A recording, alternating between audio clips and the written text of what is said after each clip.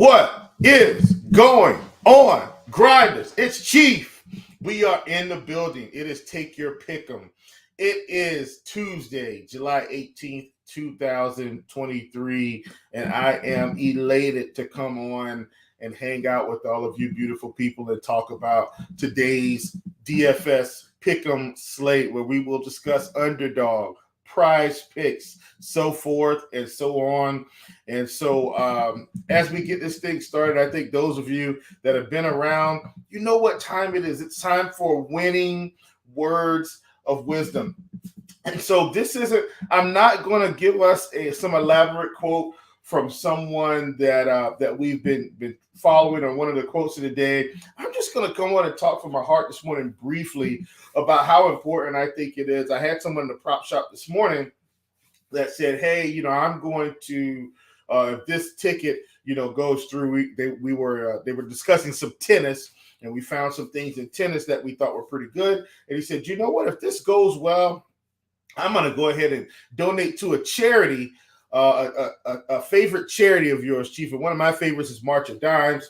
And so the gentleman said, yes, as long as this card hits, I'm going to donate to your charity. And so it got me thinking, because I think it's always good, man, to go beyond ourselves and support those of us that may be unfortunate, those of us that may need a little bit more in life.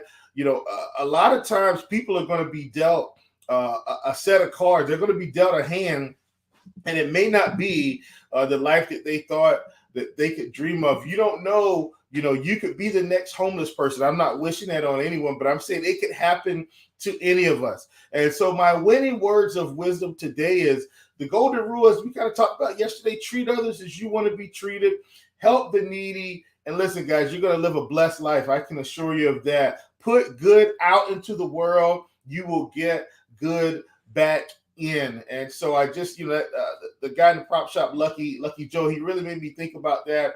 And obviously, if you've got a local food bank, man, go support your local food bank.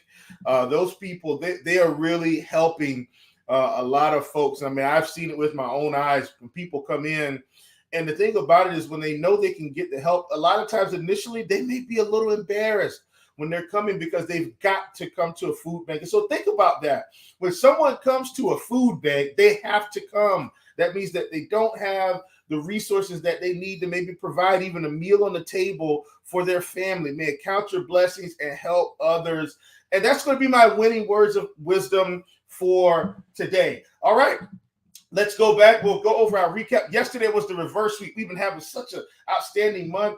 Yesterday was just, it did not go well in any stretch of the imagination. So right out of the gate, we had Jesus Luzardo with 6 strikeouts. He ended with 2 strikeouts. That was a rough one. We also had oh man, geez, everything was so rough yesterday. Drew Smiley, thank you. Gosh, Drew Smiley at 17.5 pitching outs, or 17 pitching outs, depending on where you got him at. We wanted him under that number. That did not materialize. And then we had Jordan Lyles at 2.5 earned runs. We wanted more than that particular projection. That did not materialize as well. So on the month, we're still having a great month. Like, I understand that we can't just completely sweep the board every day. Like, I totally get it. So on the month right now, we're at 15. I've got 15 and 5. I think I'm pretty sure that's correct. Yeah, 15 and 5 on the month, and we're going to continue to keep it rolling here as we've done in the past. So as we get started on this slate, we're going to hop over to one of my favorites on the day. We're actually going to one of the late games. That's going to be Mr. Brian Wu. We've got Brian Wu at 15.5 pitching outs. We want more than that projection. And let's talk about why. Let's talk about why. So one of the things that I do like about Brian Wu is the fact that he's a guy that can pick up strikeouts. And we have seen the Minnesota Twins, they've been able to strike out a ton this season. And we also see that Wu on the season. Now, I don't like where he's been in the past 30 days in terms of his walk rate to lefties. Like, I'm not thrilled about that. But what I think in terms of this particular matchup, I think the strikeouts are going to be there. As you look at our projections, we've got to project at 6.46 strikeouts. I think that's what it says here, right here. If you're looking at the screen there, he's got a 30% K rate on the season, 20% to lefties, 36% to righties. Past 30 days, 25%, 16% to lefties, 32% to righties. He will see some lefties today, but I'm not really worried about it. This team is just a high strikeout team as a whole. And when Joey Gallo is one of those lefties at 40%, I'm very excited to be able to attack this lineup. So Brian Wu at 15 and a half pitching outs. I definitely think this is a grand opportunity for us. One of the other things that I do like about Wu, let's look at the usage here. Fastball is live. 96 mile an hour fastball, really looking good there. Throwing the sinker, throwing the slider. And so he's already coming into the league with roughly 3 pitches. I mean, that makes me feel really good about where he is and in terms of how he might be able to handle this lineup. And so when I look at how well this team is going to hit the slider, look at these slider numbers for the Minnesota Twins, folks. I mean, these are astronomical numbers here in terms of what I think is going to be his primary strikeout pitch today. 26% for Correa, 29% for Julian, 40% for Buxton, 43% for Kirilloff, 46% for Solano. Kepler probably will give him some problems just in general. Christian Vasquez, 39%. Gallo, 47%. Michael Taylor, 41%. I am excited about this opportunity for Brian Wu. I probably would have attacked his strikeout prop or his strikeout square today on the pick'em sites, but he was already at 7. And so when I saw the pitching outs at 15 and a half, I went in, got to poke around, obviously, looked at some information. He is a guy that he's been a mixed bag in terms of where he's been on the pitching out spectrum, but I think this provides us with an opportunity today for him to really get rolling here. So really like this one for us. Once again, it's Brian Wu. We've got him at 15 and a half pitching outs. We want more than that particular projection. All right, we're going to move to our next one. And this one, we're headed out to St. Louis, and we've got Jordan Montgomery here, and he's facing the Miami Marlins. Now, I do understand that the Miami Marlins, they're not as high of a strikeout team this season as they've been in the past, and especially to lefties. They haven't been striking out as much, okay? I'm saying as much. We still got De La Cruz, who I think will probably give us a strikeout at 21%. We've got Soler at 21%.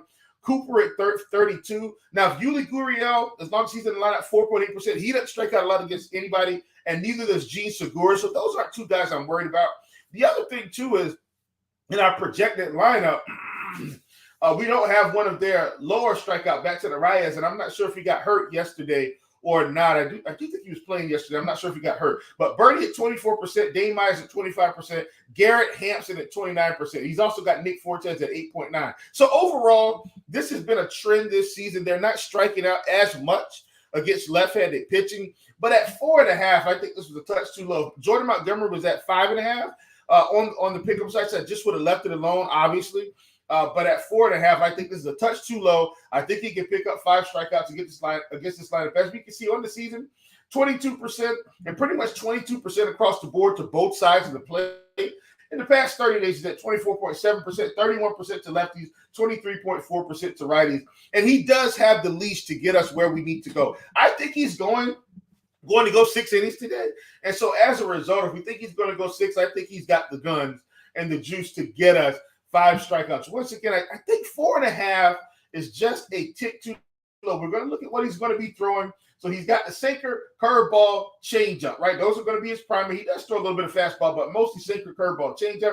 And then let's look at what we have. Now, these guys, in terms of the sinker, they're going to be okay. Like, it's not going to be terrible, as you can see up top here.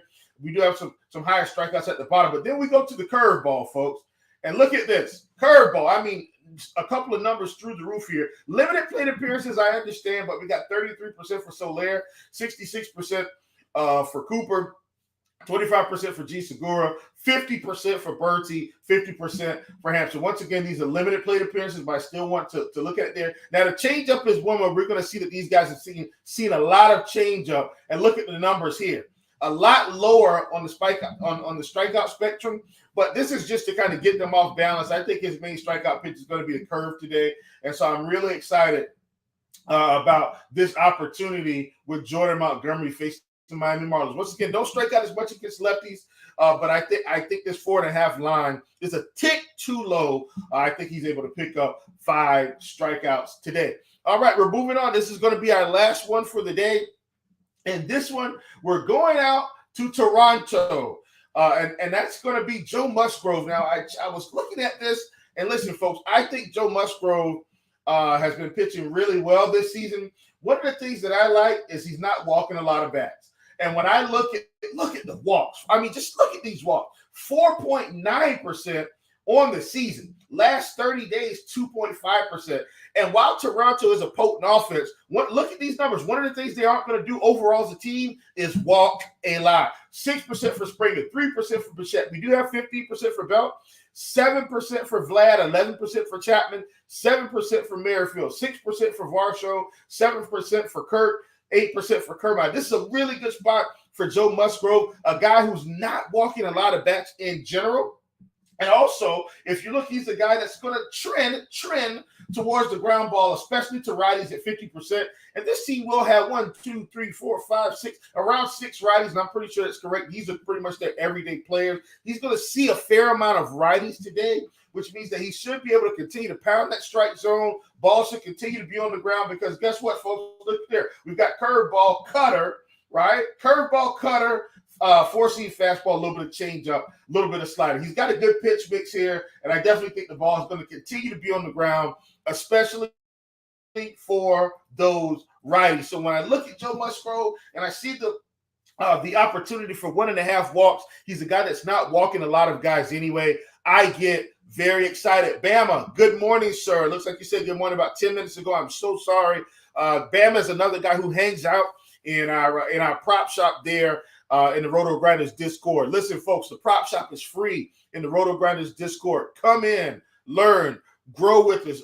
Like I talked about Lucky Joe this morning that came in and was talking about donating to charity. It's a little community in there, and we love to have you. Did I mention it's free? Did I mention a lot of the channels in the RotoGrinders Discord are free? All you need is a RotoGrinders account. Come in, hang out, learn, grow, and then as you get better, please get involved with the tools. Let me tell you a short story here, and then we'll get on and do our recap and get out of here. But back in the day, and I mean, this is many, many years ago, I was a RotoGrinders subscriber and still, of course, obviously, am a RotoGrinders subscriber. One of the things that really helped my DFS career launch, Roto Academy. I can't stress enough how important Roto Academy was for my growth, to hear some of the great players in the industry talk about their process, talk about how they build lineups, talk about how they make decisions, talking about the mental aspect of the game, helping you to keep that confidence to make those decisions